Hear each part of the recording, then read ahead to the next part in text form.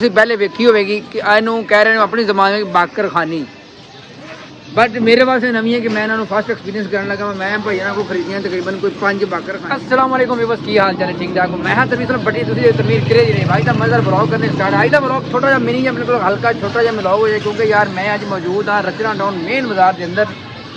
तो मेरा लाइफ का फर्स्ट एक्सपीरियंस मैं आया जी हसन नान शाह, मतलब है कि भाई खान साहब एक ने कोल मैं एक नवी आइटम वेखी है व्यूवर्स, शायद तुम पहले वेखी होगी कि इन्हों कह रहे हैं अपनी जबान में बाकर खानी, बट मेरे पास नवी है कि मैं इन्होंने फर्स्ट एक्सपीरियंस करने लगा। मैं भाइयों को खरीदियां तकरीबन कोई 5 बाकर खानियां।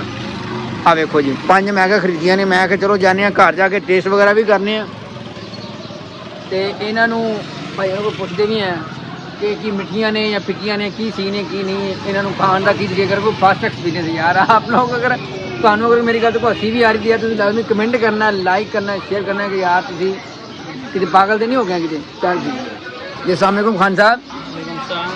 या खान साहब ये थोड़ा बताइएगा कि ये जो चीज़ें हैं मतलब ये खाने के लिए इसको वैसे ही बंदा कि चाय के साथ क्या किस तरह? अच्छा आप इसको मतलब चाय के साथ खाएं तो ज़्यादा बेहतर है? अच्छा अच्छा चाय के साथ, ठीक है। तो खान साहब कह रहे हैं कि चाय के साथ अगर आप इसको खाएंगे तो ज़्यादा मज़ेदार होगी, टेस्टी भी होगी और लजीज भी होगी। चलें तो चलते हैं जाके इसको टेस्ट करते हैं। अगर आप लोगों ने पहले खाई है मतलब अगर तुम खाधी आ तो यार हो यार फिर उर्दू भाई ने बोली तो फिर नाम मैंने भी याद आ गया कि मैं भी उर्दू बोल रहा वहाँ, ठीक है।